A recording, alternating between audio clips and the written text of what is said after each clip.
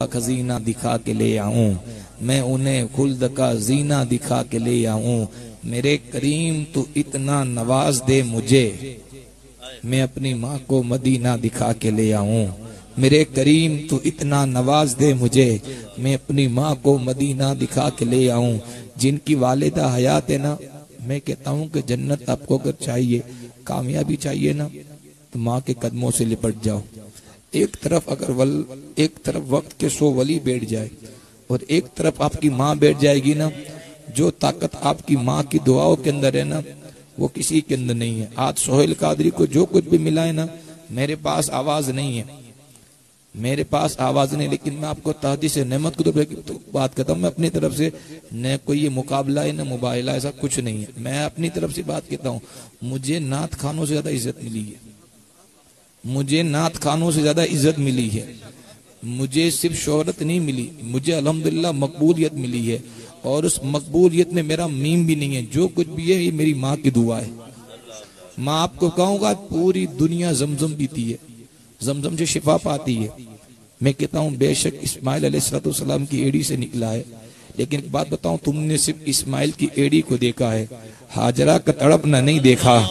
ये जो कुछ भी आज जमजम पी रहे ना, ये बीबी हाजरा की दुआएं है। वो एक शायर ने कहा था कि जब एक बच्चा रोता है तो माँ का दम निकलता है, जब एक बच्चा रोता है तो माँ का दम निकलता है, जब एक माँ रोती है तो फिर जमजम निकलता है। अरे जाके कोई पूछे वैसे करनी को कि कौन सी तूने ऐसी कौन सी इबादत की थी कि आधी दुनिया को बख्शा के लिए चला, वो कहेंगे कोई इबादत नहीं है, माँ की खिदमत है। आप आगे बढ़ के देखे, आप देखे बाइज़्ज़त मुस्तामी को, जो अल्लाह पाक ने मकाम फरिश्तों में जिब्रील को दिया है, वो अल्लाह पाक ने वलियों में बाइज़्ज़त को दिया है। बाइज़्ज़त फरमाते 30 साल तक मैं जंगलों में रब को ढूंढता रहा, लेकिन मुझे अगर रब मिला तो अपनी माँ के पास से मिला है। मैं कहता हूं कि अगर तुम्हारी माँ तुमसे नाराज है ना, तुम्हारे नमाज रोजे ज़कात सब मुंह पे मार दी जाएगी। मैं कहता हूं अगर कामयाबी चाहिए, जो भी है, जैसी भी माँ के कदम से लिपट जाओ। जिसकी माँ नहीं है उनको पूछो माँ क्या होती है। माँ का एक और बात बता दो, जिनकी माँ नहीं है उनके लिए बताता हूँ, माँ वैसी होती है जैसी वो जिंदा होती है, मरने के बाद भी उसकी शफ़क़त वैसी ही रहती है। माँ माँ होती है। कायनात में आपको माँ से ज्यादा कोई प्यार कर ही नहीं कर सकता। यार ये मान ले, वो आपसे नाराज हो सकती है, लेकिन माँ माँ होती है। कामयाबी, आप जितने भी कामयाब लोगों को देखोगे ना, उनके पीछे उनकी माँ होती है। और जितने लोग अगर दुनिया भी कामयाब हो जाए और उनकी वालिदा उनसे अगर नाराज है ना, तो लिख लो मेरे पास वो बात कि वो अनकरीब गिरने वाले हैं, मुंह के बल गिरने वाले हैं। आपको शोहरत मिल जाएगी। आज शोहरत कमाना कोई बड़ी बात नहीं है, नाचने वालों को शोहरत मिल जाती है, बेहया लोगों को शोहरत मिल जाती है, वो कोई बड़ी बात नहीं है। लेकिन मकबूलियत मिलना, तरक्की उसको मिलती है जिससे उसकी माँ राजी हो।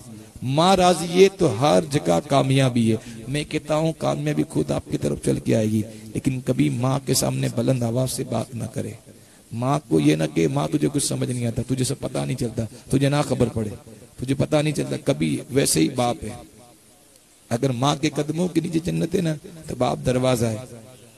वो कुछ चीजें ऐसे बाप को जल्दी रोना नहीं आता, लेकिन कभी आप देख लेना, जब बाहर जाओ ना, बाहर जाओ और घर देखना, उस वक्त तक उन दोनों को नींद नहीं है कि जब तक आप वापस ना आए। अगर आपसे कोई सच्ची कोई मोहब्बत करने वाला है ना, तो आपके माँ बाप है। उसके अलावा सारे धोखे। आज जिन यारों के लिए आप माँ की खिदमत छोड़ो, जिन दोस्तों के लिए, याद रखना दुनिया में अगर कामयाब होना है तो इनकी खिदमत करो, इनकी खिदमत कर लो। पूरी जिंदगी भी अगर इनके पैर धो के पानी पियोगे ना, पैर धो के पानी, तो भी इनका कदा नहीं हो सकता। और शायर ने कहा था, माँ से बढ़कर कोई नाम क्या होगा, उस नाम का हमसे एहतराम क्या होगा। जिस माँ के कदमों तले जन्नत हो, उस माँ के सर का मकाम क्या होगा। मैं आपको उनकी आखिरी बात के बाद खत्म कर दूंगा। कायनात में इनसे कोई बड़ा ही नहीं है। कायनात के सबसे अजीम शख्सियत की बात करने लगा हूँ। मैं आपको आका अलैहिस्सलाम की एक बात बताता हूँ। आका अलैहिस्सलाम फरमाते, अगर मैं इशा की नमाज पढ़ रहा होता, 2 रकात पढ़ चुका होता और 2 रकात बाकी होती, अगर मुझे अपनी वालिदा आवाज देती ना, ऐ मोहम्मद, फरमाते कि मैं नमाज तोड़कर अपनी माँ की बारगाह में हाजिर हो जाता, इसलिए कि मैं नमाज तो वापस दौड़ा सकता हूँ, अपनी माँ की बारगाह में ताखिर नहीं कर सकता। अगर किसी ने अपनी माँ को नाराज किया है ना तो उससे अल्लाह कभी राजी नहीं हो सकता।